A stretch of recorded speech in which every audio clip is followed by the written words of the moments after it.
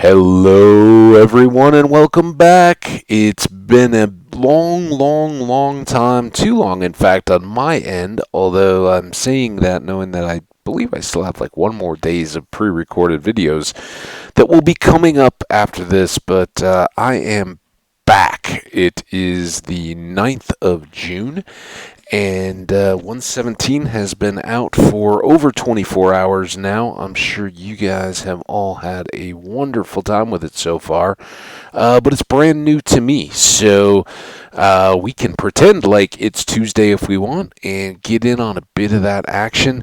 Would like to thank everybody that took the time to view, comment, subscribe along the way while I was out of town on some of the pre-recorded videos. I appreciate you guys so much, and it really does make this this fun and enjoyable to be doing all this. So please keep that up. Keep coming back.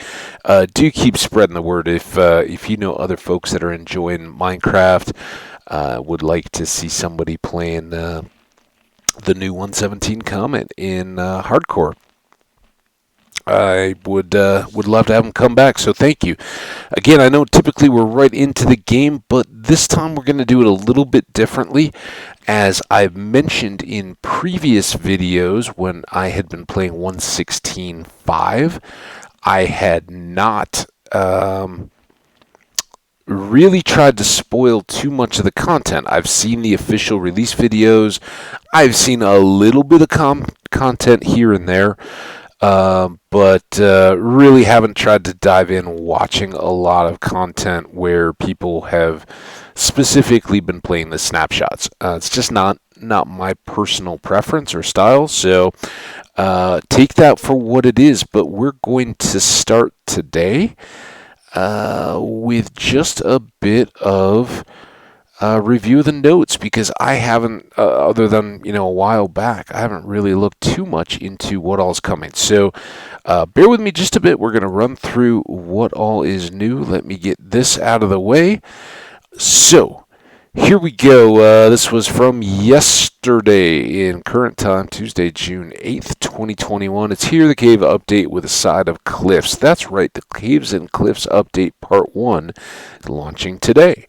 Now you can finally swim with the glow squid, fight alongside the axolotls, get rammed off a mountain by a goat. You can also build with new blocks like copper, excited, pointed dripstone, moss, hang some hanging roots and cave vines. Okay, those are a lot of new things. And marvel at the new ore textures. Light up your homes, caves, mineshaft, and lives with the glowberry. Build a spyglass. I know a lot of modded players have really been clamoring for that. And peep your next adventure, or just keep track of what that creeper over yonder is doing. Wait, what is it doing? Is it getting closer, or is this spyglass just really good? I guess we'll have to find out. Have fun with part 1. Well, that's awesome. And yeah, going back to Minecon 2020, which was the virtual one, really just a video drop. It was pretty cool to see the preview video. I remember some of those things. I don't remember all of them though. You could probably caught it. Copper I remembered. That was a deal. I don't know what dripstone is. The cave ceilings drip with water and lava, so maybe something along those lines. Moss I don't recall, but then what's the difference between a cave vine and a vine? Are roots like the nether vine kind of stuff? I don't know. We'll have to see. Or textures, I believe I recall that. Okay, that a lot of times textures have changed. You go back and look at like some of the original textures of things, and those go. So just fingers crossed. Sometimes they hit you. You always grow into them. So that by the time the next one's, it's like, oh, that's what they looked like before. So, I just hope they look good with what we're doing. And then glowberries, that will be interesting to see how those work. So, lots of cool stuff. So let's look specifically into the features. Again, these are the things we'll kind of want to be on a lookout for. Dripstone blocks and pointed dripstone, whatever is dripping. Water, I guess. Blood. They drip with blood. amethysts, blocks, budding, interesting, clusters, and buds. All right, that'll all be interesting. And we were kind of talking about that when we were making the chorus, that I thought there was something, and then again, that it would have been really nice to have that color to put into our little station that we finished up the last episode. We were decorating with some blocks. Block of raw iron, copper and gold. Interesting. Okay. Candles. Wow. I don't think I knew about that. That's awesome. Copper. Looking forward to that. That's the roofs, and it kind of oxidizes over time, so it starts the bright, shiny copper and then goes to the more greenish, like the Statue of Liberty. Deep slate. I think that was like a cave new stone type or something, but that would be. Can we make roofs out of slate? That would be cool. Glow lichen. How does that differ from berries? Lava cauldrons. Okay. Are those just cauldrons filled with lava? Don't know. Lightning rods. We still don't have a charged trident or any trident, but can that help us with our charged creeper head, I wonder? That would be cool. Lush caves blocks. Is that a typo?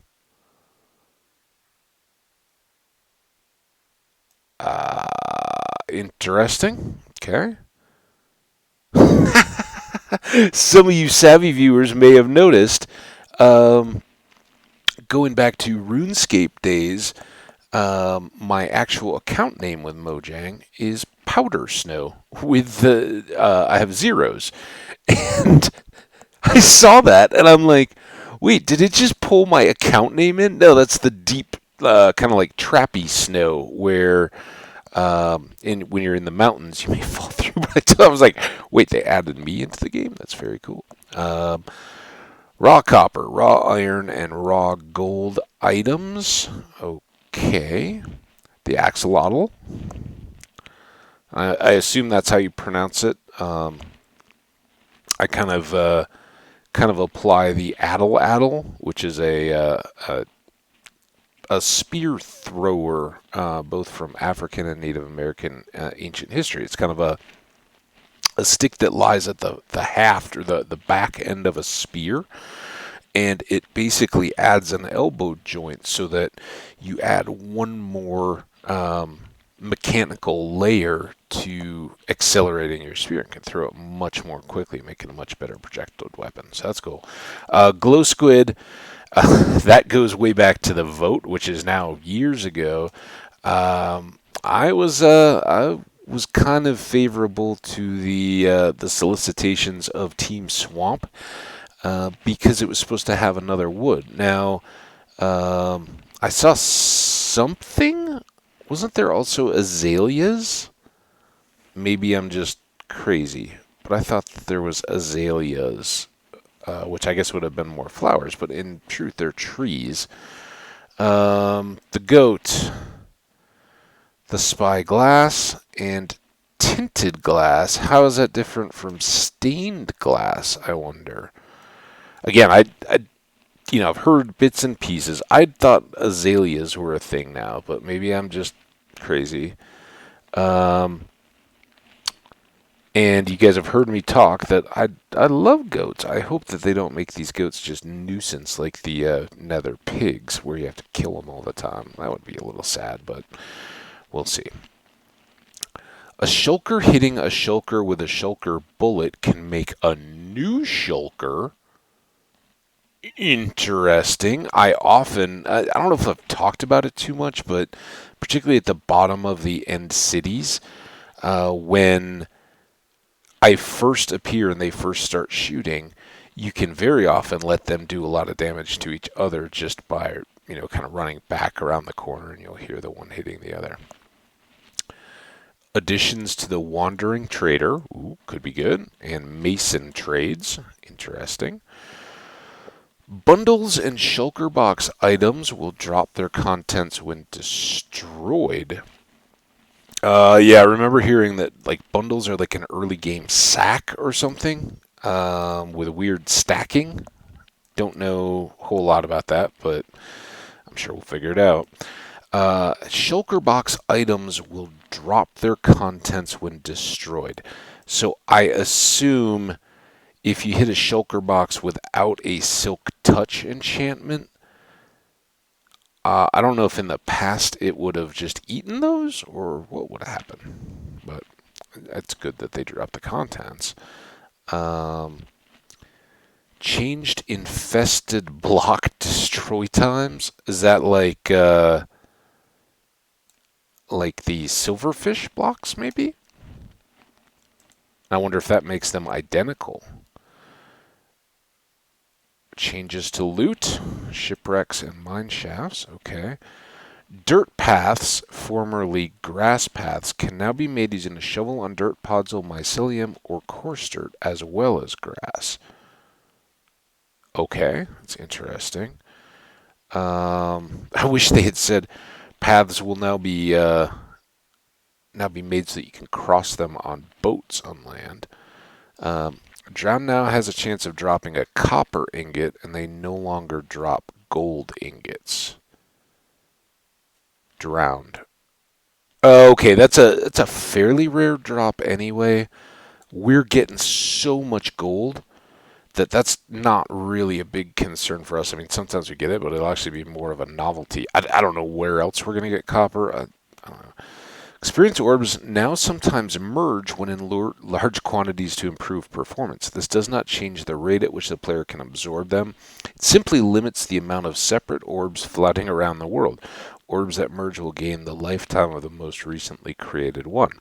Very cool. I'm always down with stuff like that. You know, if they've identified things that introduce lag, very cool to get that. Just managed, right? I mean, it's cool to have a little trail of XP orbs around as you're trying to process them, but it's also, instead of 50, make that 10, 5 times for each one, and if that improves performance, cool. Holding down the spacebar now increases the scroll speed in the credits. We already skipped them, I believe. I think we just went. So, I don't think we would see those again. In fact, I know we don't. When we re-killed the dragon, we didn't get any more credit, so not our deal. At least this time. Maybe next time we'll, if we think about it, we'll hit space. Minecarts and rails work in water? Interesting. What's the use for that? Very cool, but I don't know. Particles now appear when pistons break blocks. Okay. Reordered some blocks in the build. It doesn't matter to me. Doesn't matter to me. Simple firework rockets with 1 gunpowder can now be crafted using the recipe book. No, that means even more wasted potential rockets. Ooh, accessibility. Add an alternative solid block background color for the Mojang Studios loading screen, toggleable with the monochrome logo. Okay. It didn't really flicker. I don't know. If that's awesome for somebody, great, very cool. I would imagine that's a visual impairment. Advancements. Is there any Java, Bedrock? I mean, I think there's still achievements in. Well, this is probably all Java, right? I mean, this is the Java version that I'm launching. So, added whatever floats your goat for flying in a boat with a goat. So, okay, this sort of replaces the old when pigs fly. Pigs fly used to be you had to saddle a pig and with a carrot on a stick ride it off a cliff at least 10 blocks high, I believe. And, it was kind of just a silly thing. I think it came back from, I think there's a World of Warcraft, something similar than that. You got some kind of an award for just falling furthest or something. So, it's just kind of a silly thing. I like it. Added wax on for applying honeycomb to a copper block. Hey, we got to use for all our bees. Wax off. Okay, Mr. Miyagi. Scraping wax off a copper block. That bugs me. Do one, do the other, or make it that you have to do both to get the advancement. Don't waste an extra advancement for something that you're obviously you've got the skills to do it. Okay, you did it. Such creep, like dumb. Okay, but whatever. That's cool. I'm glad that they have the functionality. Maybe that slows the oxidization, would be my guess. Added the cutest predator for catching an axolotl in a boat, or in a bucket. Added the healing power of friendship for teaming up with an axolotl and winning a fight. Okay. Added glow and behold for making a sign glow. Interesting. Added light as a rabbit for walking on powder snow with leather boots. Added surge protector for having a lightning strike a lightning rod near a villager without setting the area on fire. Oh, so the lightning rods keep the villagers from getting turned into witches by getting struck by lightning. Very cool. Added, is it a bird for looking at a parrot through a spyglass?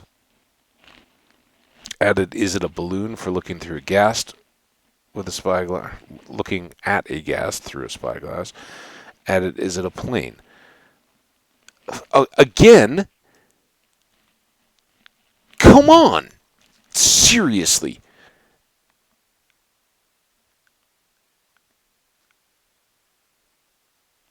Why on earth can't you make that a single advancement and require all three? Just dumb. I don't know. Maybe I'm trying to make it too much, but I talked about it once a long time ago. It'd be really cool if they had like a naturalist logbook or guide where you could track all the varieties of species. Like you're out on scuba dives when you go underwater. You have often, you'll have like waterproofed fish tables of the common inhabitants, and you can kind of go through and mark off species that you've seen, and over dives you'll know, hey, I've seen those or I haven't. Same goes with birds, plants and flowers and things like that. They're just, if you go to any like national park or anything, they often have a wildlife checklist where you can record what you see, and that's how you get a better feel for migration and stuff like that in the real world, is by, if you've gone once in the winter and once in the summer and you have these lists from your trips, you can go back and go, oh yeah, those animals weren't around in the winter.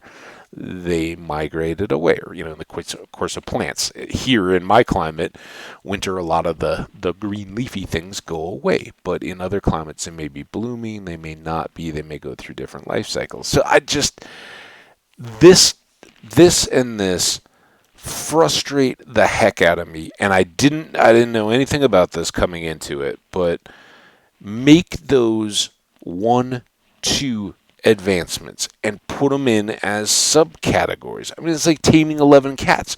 You don't have 11 advancements for taming each one of the cats. You have an advancement for taming the 11. And I don't like the idea that, oh, hey, they like market it as, and I'm not, I love what they do, and I am sure that I'm going to love this this release, but don't go around, oh, hey, we made it available that you have so many more advancements. where I'm sure somewhere out there it says 1, 2, 3, 4, 5, 6, 7, 8, 9, 10, 11. So somewhere out there, there's a comment, I'm sure, that there are 11 new advancements in the 1.17 release. That's great, but really, there's 10, because that's combined, and then there's 9, 8, because you take out 2 of those. Those are all just the same, I think. Let me know in the comments. Maybe I'm missing something, and I know that these are all very different biomes and everything, but they're basically looking at stuff through a spyglass. So why wouldn't? It's like eating all the different foods. It's like taming all the different cats. It's like breeding all the different animals. Why on earth don't you just have those as a spyglass advancement? I don't know. Sorry, little rage there, but or rant more than a rage. I don't know. It's not that big a deal, but it's bloated. Oh, these are the amethysts. Amethysts come in block form from inside the geodes in 2 ways: blocks of amethyst and budding amethyst. Inside the geodes, okay, which is cool. I mean, anybody that's seen like a big amethyst, what do they call them, pillars, where it's a big piece of a geode and they cut it, and then it has all the purple stuff inside. It's all like sparkly, pointy crystal on the inner edge of what had once been a fairly pedestrian looking, but they're usually lightweight rocks if you find real geodes. So that's cool. All types of amethyst blocks, clusters included, create beautiful sounds when you walk on them, break them, place them, or hit them with a projectile. Go make some music. Interesting. Do they do anything to music blocks, I wonder? Clusters. Blooding. Clusters of forward, blah, blah, blah. They're amphibious. I kind of don't want to spend too much time on this. I guess we'll come back and look if we need to. Right? This is just bone meal. Okay, these are sounds, maybe? I don't know. There's a lot of stuff here. I don't want to read it. I want to play it. All right, let's get back here. Let's put this up. Take that down. You guys get the slide. I'm going to launch the game and get it back up again. Oh, that's why that window is so freaked everything out. Get my Minecraft launcher window back down to a size where it's not dominating my whole screen. All right. Play. Here we go. It's taking a little longer to do the preparing screen. As soon as it gets into the...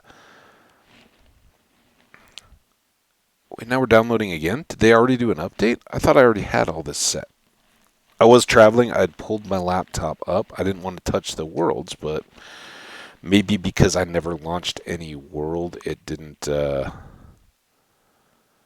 register as it installed. Don't worry, guys. We're about 20 megs away.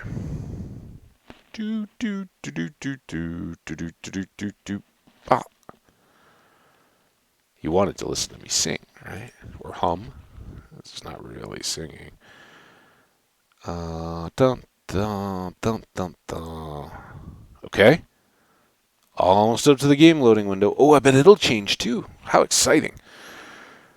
Come on, game. This is why normally I have all this launched before I ever start. But I wanted to look at the game notes just because I hadn't. And I wanted to share my reaction to them. Again, so much more stuff there, but we're already 24 minutes in and we haven't done a thing yet. So if we get that going, you guys can kind of see that in the background here. Guess we can get the starting screen out of the way. Oh, look. Yeah, lots of truthiness. Oh, how cool. All right. Let's blow that up. Now, here's... I had launched a different world earlier. totally forgot had forgotten all about it in all the time we've been playing in slow cooker, and was like, what was I doing in this world? Where am I?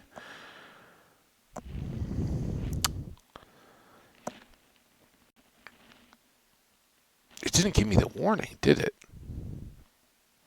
What are you doing, game?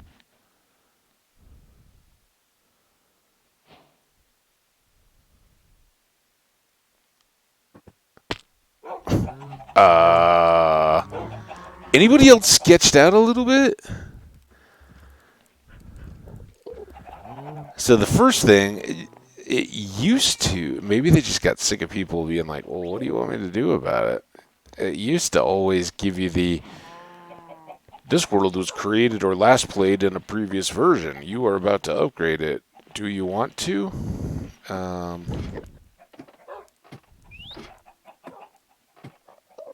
Just giving a lot of extra time to adapt or load, because it still feels a bit clunky. Hey, world! Oh, it's been so long.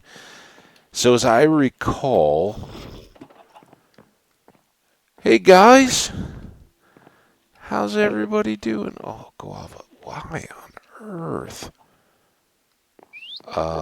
This is usually pretty expected in a .1 release. You got some snags and some slow.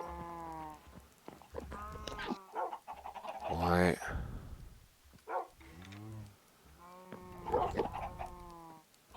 Why can't I go forward? Ooh. Hey, buddy. What's up, s'more? Alright. Oh, it's been so long. You guys did see as I was loading up there, and my dogs. Savory, Sprout is our little guy, and Salty, our oldest friend. What's up, guys?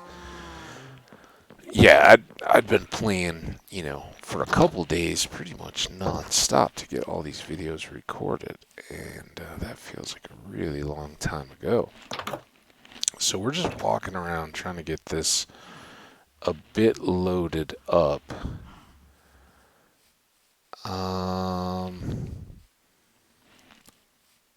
Had we gotten a new set of wings recently?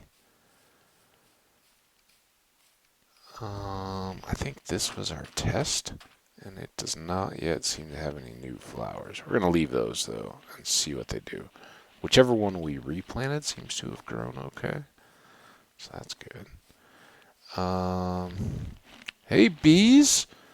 Guess what? Your honeycomb is going to do something for us now. That's exciting. Let's take a look at that and see. Does it show us any? Oh, there's the spyglasses. Oh, so one of them is hidden? What was the other one? It's a bird. It's a plane. It's Wait, was the other one an elytra? No, I don't even remember. So is there one that you can't get unless you're playing multiplayer? That'd be kind of lame. That's the lightning bolt one. Those are leather boots. No new biomes, so that's good. All right.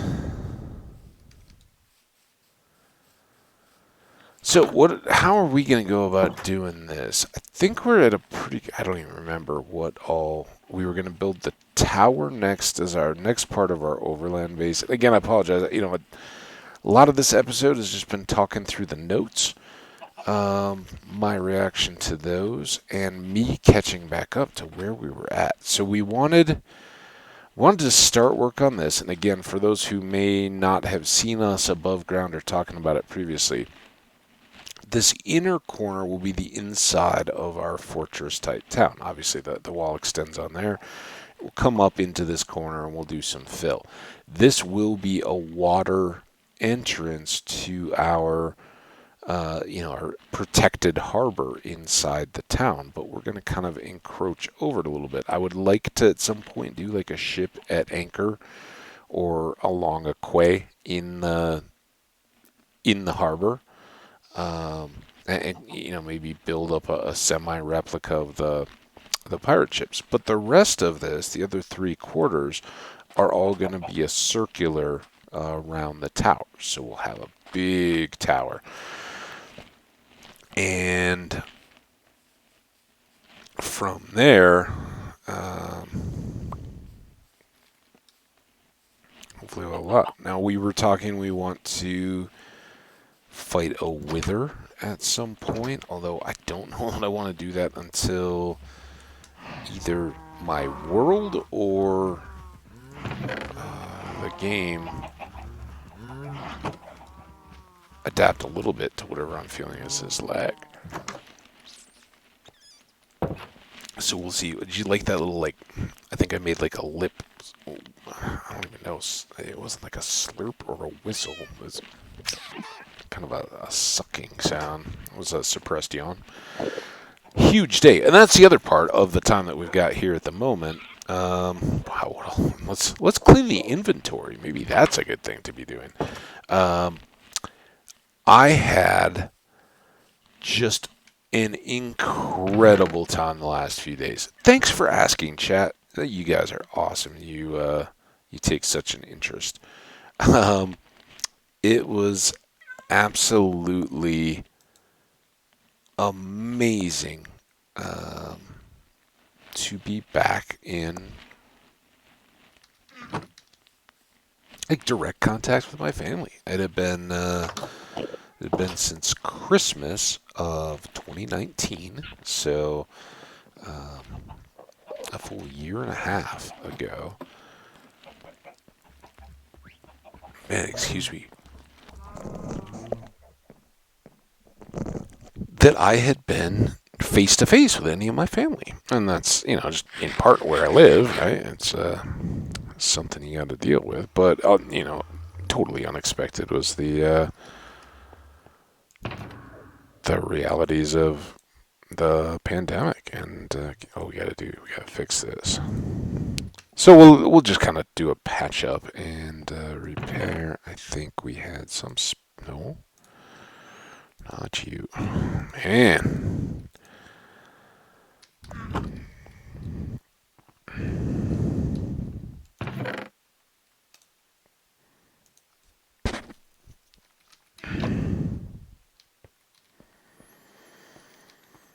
We got that sea lanterns over here.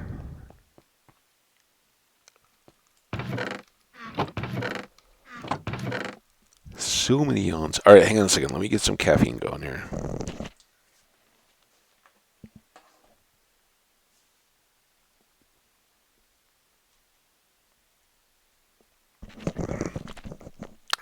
So I don't know how much I shared. As I said, I grew up in the upper Midwest. My sister, when I came out to Colorado for school, actually had come out for a summer job, and while we lived miles apart in Colorado, we got to see each other on occasion. She and her husband and I, and so that was kind of fun. We have a lot of shared memories, both obviously from growing up, but also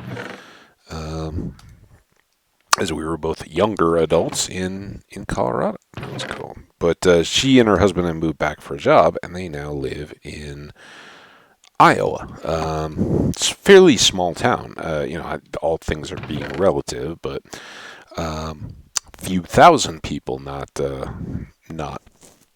few million, as live in the greater Denver area. So that is a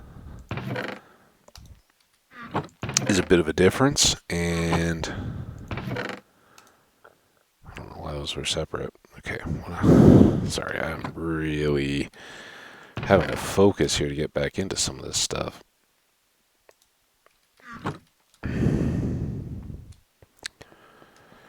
It all comes back that these were with the bamboo.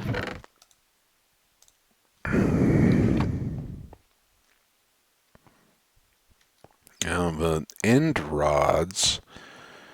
Do we put them with the sea lanterns for lighting? Do we put them with the chorus fruit? Oh, look at that. We put them there. All right. So I think let's go hang out at the creeper spawner, darkroom spawner.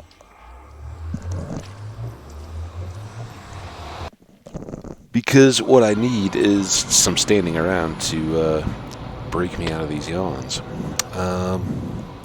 Anyway, so my trip was a real highlight. It would have been just to see my family. You know, my parents still live close to where we grew up, which is not in Iowa. It's in the Midwest, but not in Iowa. And my sister got a chance to see them a couple times. The first time, very socially distanced. They met in a park in 2020, and ordered pizzas that they could have individually at picnic tables, very socially distanced. But of course, I'm not a young guy, and my parents were right in the height of the dangerous age for some of the COVID stuff. So it was really important that they be safe. I don't know that we had any other goodies. Let's just chill and let those guys reload here. We'll watch the pigmen bounce. So by itself, just getting a chance to see everybody in person, and we did the Zooms. I talked to my folks on the phone a couple times a week. It's been great, with the pandemic, that's been a real chance, rather than just trying to scramble in time. We had enough time to, I'll be talking to you in a couple days, just see how you're doing. So that was a fun side effect of the pandemic, and getting to see everybody, and not just, it's not just the stuff you're going to talk about on the phone, when you're just spending days together. The random jokes and stuff like that come up when you're all just there. All that is just, you don't get that same effect. So that would have been really cool, even if it was just a family visit. But there were two important reasons why this weekend, well, actually a couple, but a couple important reasons why it was this weekend and not any others. And those were that my niece was in this was more of like a dance exhibition than a competition, but she does dance through a studio, which is borderline competitive, different talents and age groups and all that kind of stuff. And she's kind of right in the middle of all that, but I'd never seen any of that, and certainly wouldn't be my typical entertainment option if it didn't have a reason to go, right? This is not, hey, yeah, let's look at combined dance troupe type stuff. It's just, I'm a sports guy, rock concert kind of guy. But it was really cool and really eye opening. Of course, it was such a delight to get to see my niece perform, and man, she looks so grown up and dude, so athletic and flexible. Even my sister and our side of the family, not the most limber. That didn't come through in our genes, so she definitely got that from her dad's side. But yeah, she's one of those human type pretzel people. All that gets incorporated into all this stuff. So she was amazing, and totally proud of her. And then the other honor that was really cool for me personally was that my nephew was awarded his Eagle Scout. And for anybody that doesn't know, Eagle is the highest rank of the Boy Scouts of America.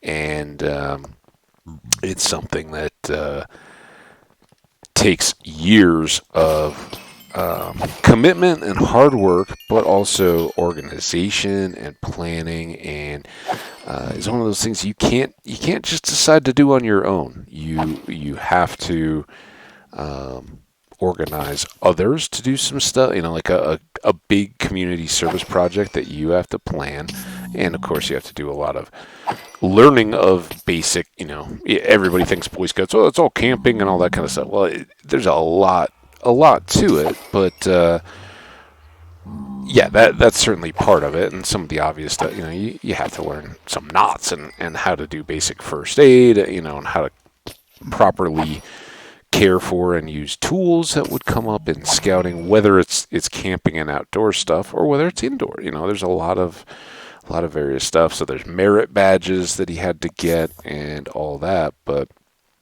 I had also gotten my Eagle Scout, and this will kind of date me a little bit, but we found out quite by accident that we both got our Eagles, both had our ceremonies to get it 28 years apart on the same day, on June 6th. So it was really, really, really cool, and it was an honor for me to have been able to be there in person. That was awesome. So congrats to him and to all my family. That was such a treat to be with you guys, and I got 2 dogs and 2 rats, and so there was animal fun all going on around, and my niece just took up softball for the first time, and was something she'd never really done before. They're both runners, so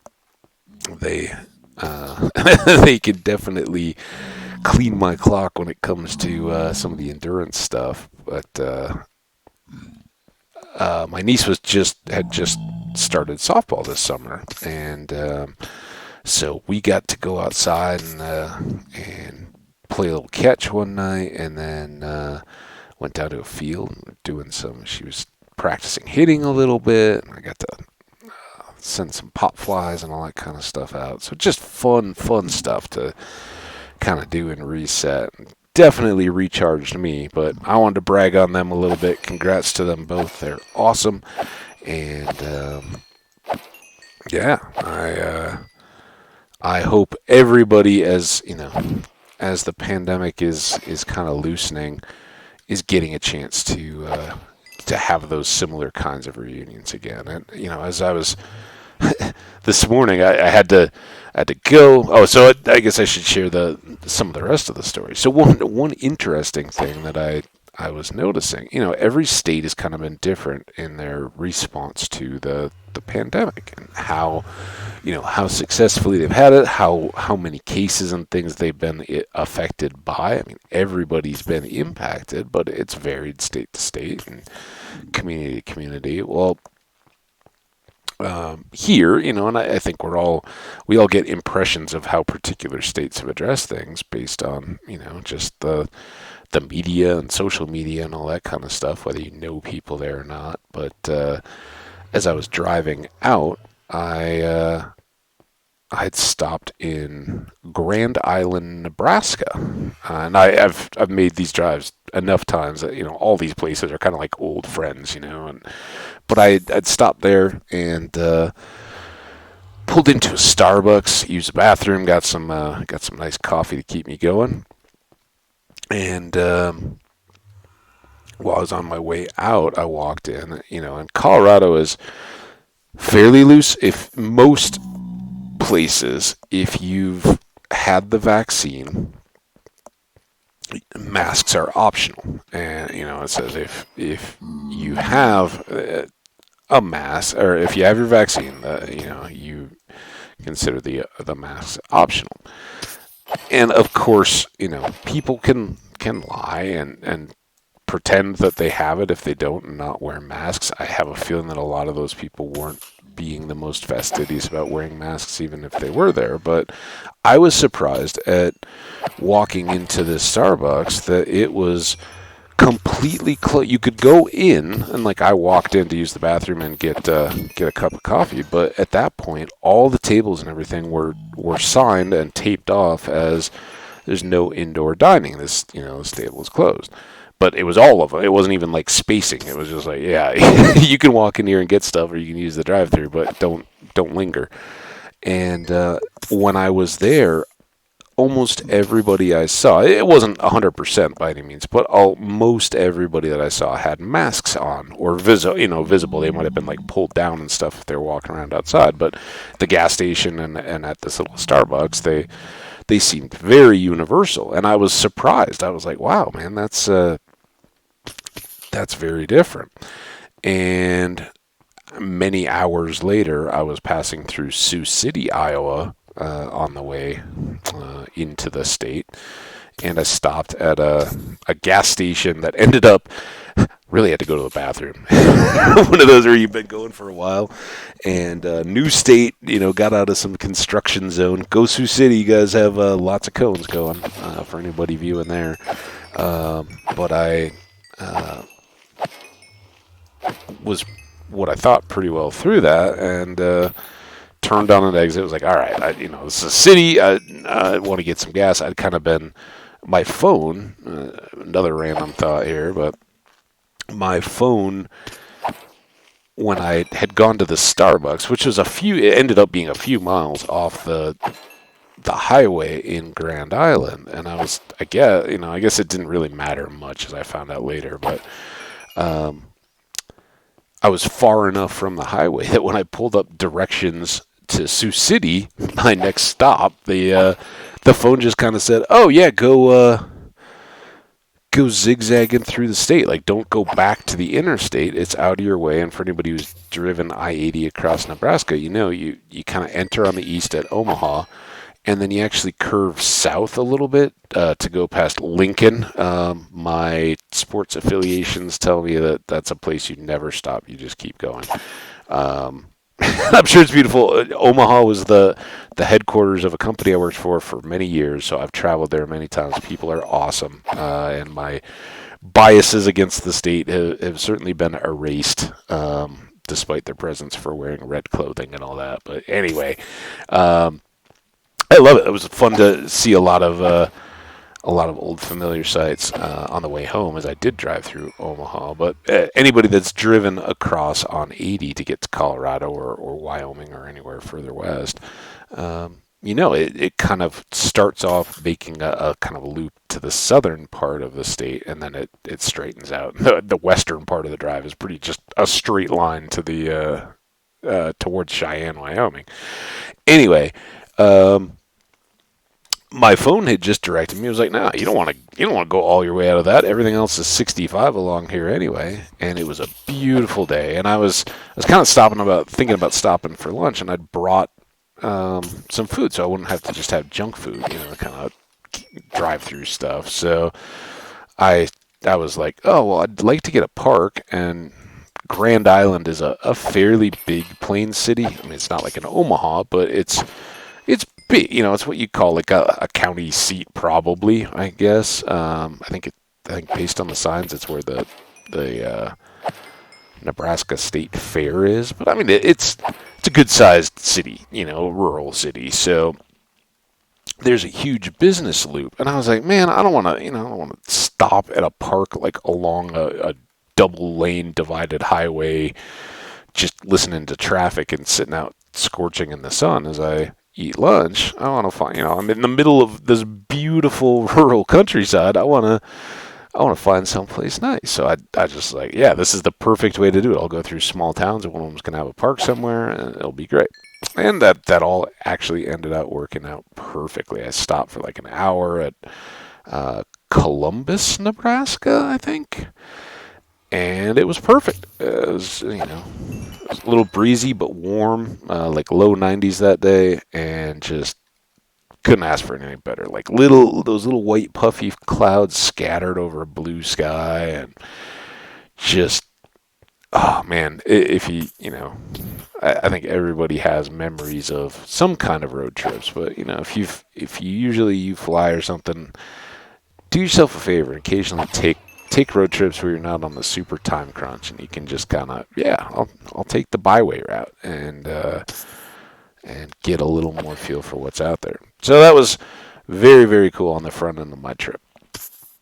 On the way back, as I've also mentioned, I'm a pretty big Colorado Avalanche fan, and yesterday on the 8th, the day that that Minecraft had dropped, was my day to return.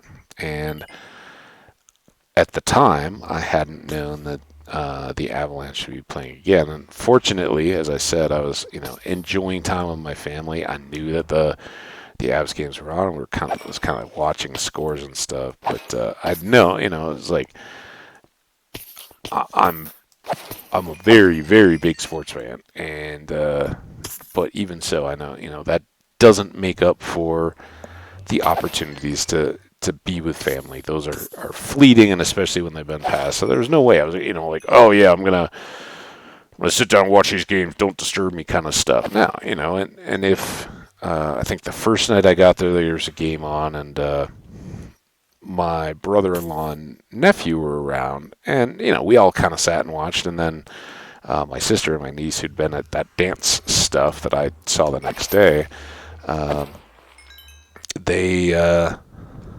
they got home, and we didn't really watch. We were just talking and seeing each other for the first time, and that trumped it. Well, they ended up being a pretty good deal because the two games while I was there were pretty bad. Those were games in Vegas, and so I knew that the big game 5 was going to be yesterday, and I wanted to get back for as much of that as possible. Well, I made it. I drove much more purposefully on the way back, and I got back just in time to get home, drop off some of my stuff, go to the bathroom, wash my hands, make sure nothing had flooded or caught on fire or anything like that, and then turned around, went back out, got something for dinner, and watched the game. And because I'd been driving all day and had mostly, I'd had some snack foods and stuff like that, but I really hadn't had a big meal or anything, and I had some nachos during the game and a few beers. I was like, well, it's a rental car, and I didn't have time to walk over to it, so I walked home. It's like, I don't know, 15-minute walk, if that, and not very far. And it was, again, another beautiful night last night, so I left the rental car in the parking lot and just came back to get it this morning. So on the way back from my walk this morning, just my usual morning walk, I just picked up the car and brought it back. Better to be safe than sorry. Everybody, if you're ever in doubt and wondering, don't drive after you've been drinking. There's so many other options that are better, and will make up for a lifetime of regret. So I played it safe, and I probably would have been just fine. A 15-minute walk, you can imagine. It's like 2 stoplight turns, but there's parking lots and stuff, and just takes one pedestrian that's wearing dark clothes or something like that. You might not see them, whatever. Anyway, it's and it was a rental car. I'm not as familiar with it, so. And the Avalanche and in Vegas played a very good game. Ended up tied 2-2 and was going into overtime. And I was like, oh, this could be a long night. Why don't you give me just another small beer? And then ended up ending very quickly and the wrong way, the wrong outcome for my taste. But so yeah, I'd had one beer that I then didn't want to linger over. I was like, all right, check please, let's go. And so yeah, don't you? I know I was getting close. So yeah, it was all good, and it was fun to get back out. So this morning I finished up some of my unpacking. Went for my nice walk back in the mountains. Oh, and their town. Anyone that knows the Midwest and knows the Mountain West knows that in the plains here we're kind of high arid plains, and even in neighborhoods where we have a lot of trees and things, you don't have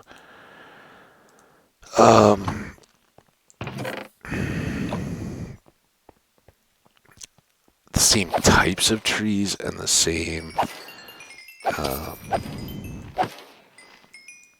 same age of mature trees. Now, like some neighborhoods in Denver do, they've been around long enough that, like, those neighborhoods, they planted trees a long time ago and they've grown. But because it's in a city, unless those people valued or protected yards, streets get expanded, sidewalks come through, and yeah, you may have one or two trees in a yard, but when you have in the Midwest, because I know a lot of you viewers probably haven't been to the U.S. small town Midwest. You may have driven by, on just a longer road trip. You probably haven't spent any time there. But a lot of those towns are very old. They grew up around the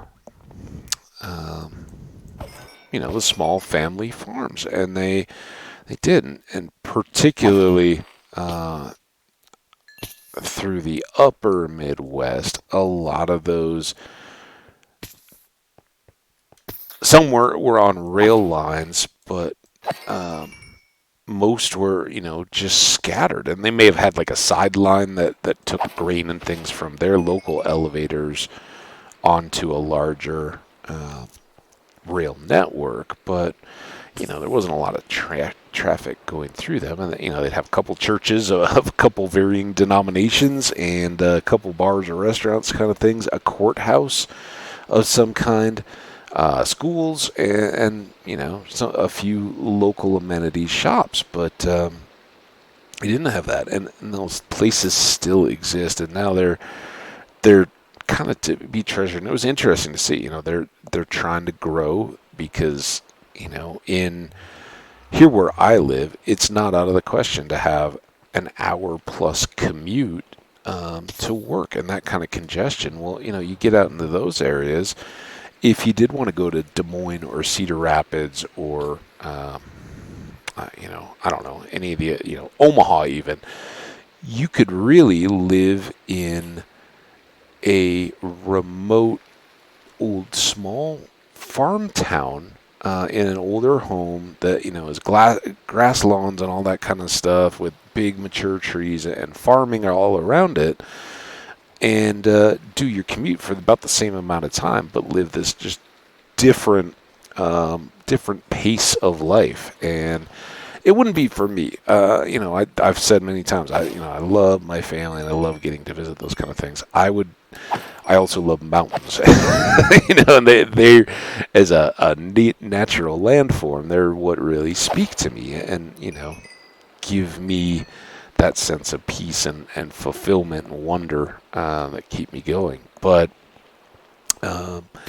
it's certainly beautiful to see the lush green in early summertime. It was hot. It was mid 90s solidly all through it, but not humid. Like a lot of times you think of the Midwest and you think, oh, but it's gonna be like 80% humidity when it gets up into the 90s, and you're gonna be just stifling. And it really wasn't. It was breezy and hot, but fairly dry.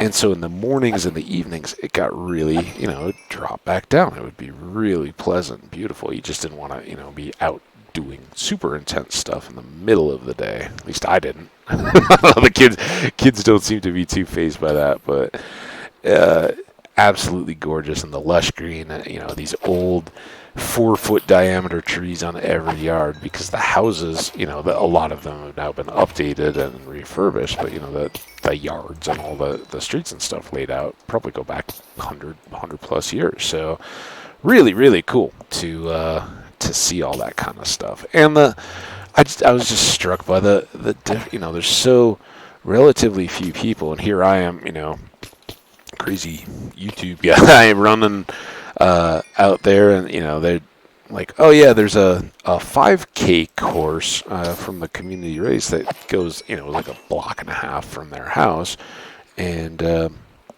it's marked on the street. And so that was perfect for me. I was like, oh, I can go for my morning walks. One or the other of the kids would be out, doing distance running training or something like that. So, it was kind of, I can go do this at the same time. And it was awesome and cool in the morning. But here I'm, stranger. I got the beard and everything, and I'm out, and every car, there's not that many of them, right?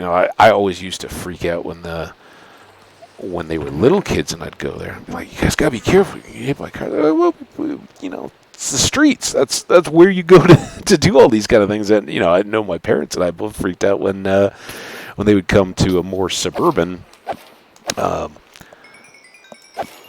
area that we grew up in, and just take scooters or whatever out into the streets. It's like, you guys gotta be careful. It's not the same deal. But there, everyone I saw, and I'm usually a waver either when I'm walking or even when I'm driving. If it's out on kind of empty roads, I'll always do the lift the hand off the steering wheel. I guess maybe it's a Midwest deal, but everybody there, didn't matter.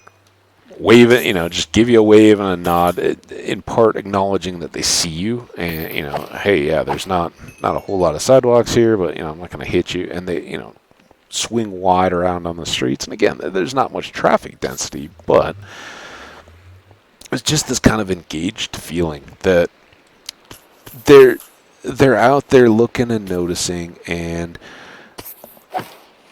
the stuff you hear about small towns and knowing your neighbors and all that, it really is true that they do care about people, and they're waving and noticing. It was because both kids had stuff going on. They had neighbors and stuff that either couldn't make it to see them when it was happening, or whatever, would drop by, to say hi, oh, hey, we brought your card for the Eagle thing or whatever, sorry we couldn't make it, we had a prior commitment or whatever. But they'd see me and they'd be like, oh, hey, yeah, I saw you out walking around this morning. You came across in front of my home, and it's just like, yeah, people actually sit up and take notice when you have that relatively few people. They'll acknowledge it, and if it's good, it's neighbors watching out for neighbors, and by and large being very friendly. I don't think they have a whole lot of crime or anything that they have to worry about, in part because it's small enough that it doesn't take Sherlock Holmes to figure out who would have done something if you start having trouble. You pretty quickly go through the high school age kids if it's stupid vandalism and that kind of stuff. So I don't know. I felt very safe. It was very cool to have that. And this morning, as I was out on my walk, I'd gotten in the habit. I'm like, even walking through my apartments, just giving waves to people. And how few even acknowledge it. It's just this totally different deal. Like, I'm not going to engage. I don't know. And that's totally normal, I guess. But it's kind of one of those that you do go, oh man, it'd be nice to be in that kind of an area or something. And changing world we live in, and theirs is changing too, because what.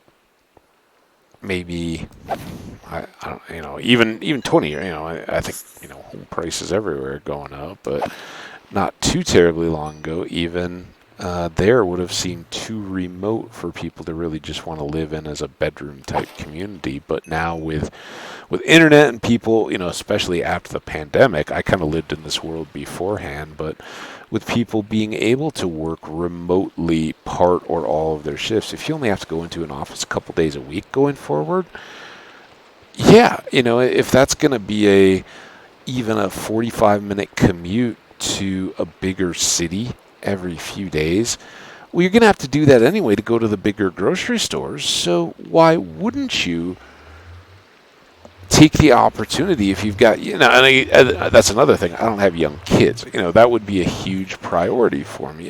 If I want them to live safe, good schools and all that kind of stuff. Yeah, it's kind of idyllic for a reason. And there's opportunities and things, and it's good. They always had my folks growing up in a larger metropolitan area that they could come visit, and get some of those bigger city experiences, so the kids, didn't grow up, I guess, isolated. Although that's unfair because everything's just different. City kids are isolated. We were talking about this one night after dinner, just sitting around, summer, enjoying it as it was cooling off. Had dinner and we're just sitting around as a family, kind of talking. It's like, how many people don't have the knowledge of gardening, and farms and all that kind of stuff. And so it is a trade-off. Yeah, you're missing out on some of the bigger city stuff if you live in that kind of environment. But, my sister's yard had some hedges that had grown up since the last time I'd been there. And they said, yeah, our garden kind of got too shaded. We can have like one tomato plant that gets enough sun and some of that kind of stuff. But they'd gotten a community garden plot, and it's huge. It's like, wow, that's massive.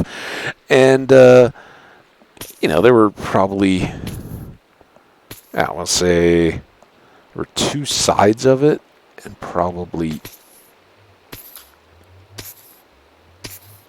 24 of those plots on each side.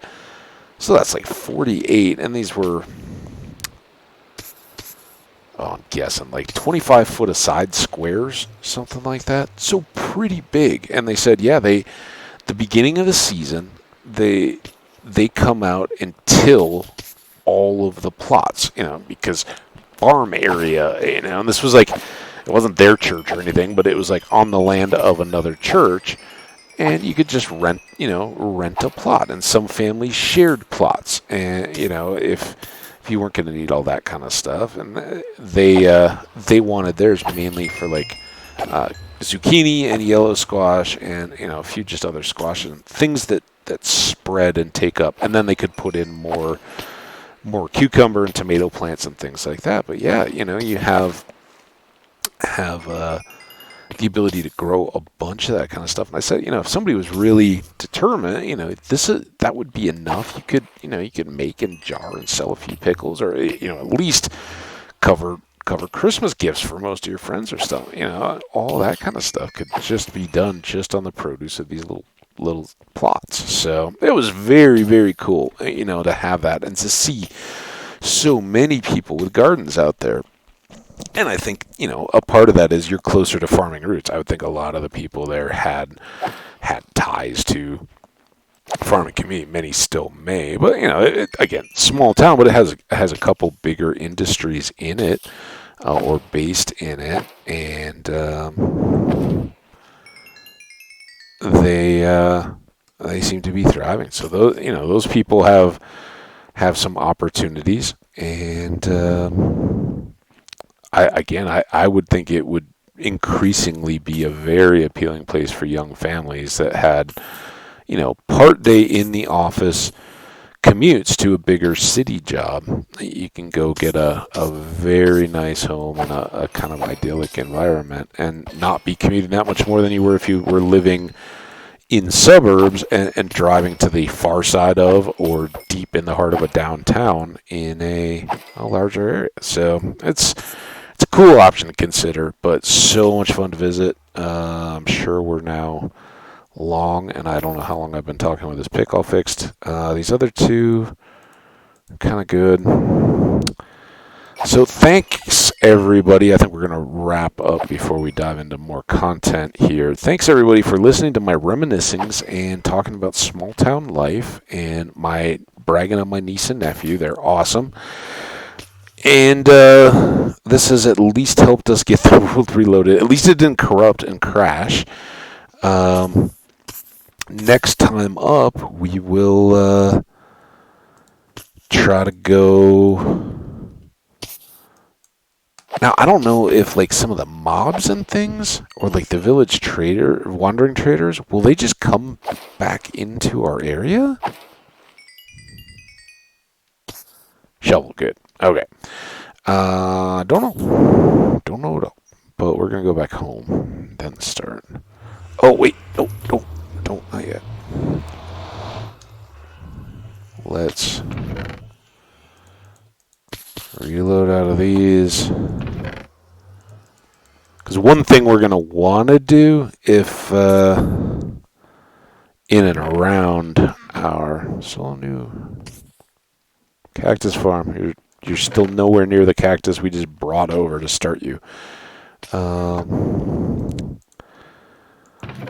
We do want more ancient debris as well. We want a bunch more picks to be card, and it doesn't help to have a surplus. So at some point we'll want to do more of those. Let's just bring that back with us. Do we need the stone? I think we want to keep it cooking, but I don't know what we're doing there. Oh, look at all that. Is this just overflow sand? Oh, wait, I can't,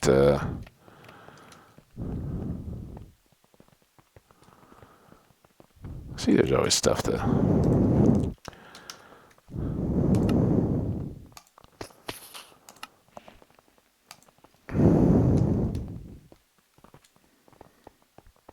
Cool. Now we don't have to go,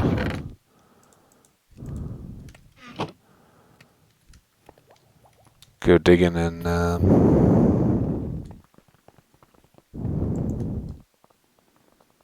quarry just yet. I mean, this isn't a ton of TNT, but almost 2 stacks. Yeah. Hiya! Hiya! Hiya!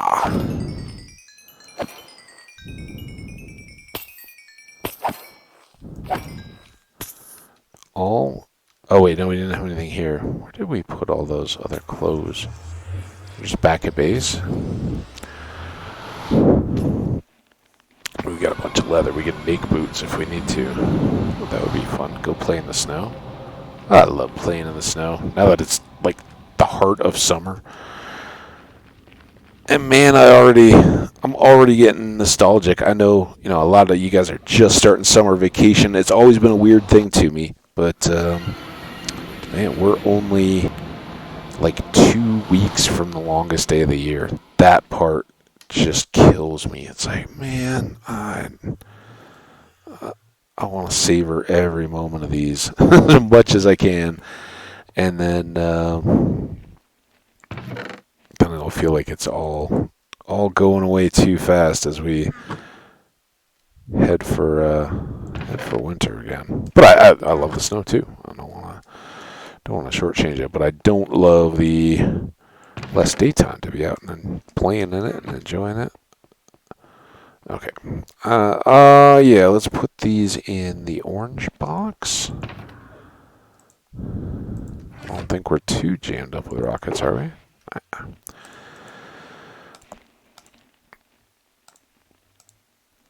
Alright, I think we are well stocked. Let's pick... food.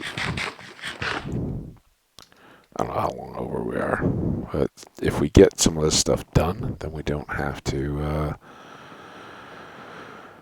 deal with it as much in the next episode, when we'll hopefully go and I don't know, do something crazy. The question is, are we doing it through the nether in a new direction, or are we just gonna fly and see? I guess we'll figure that out next time. You guys will have to stay tuned.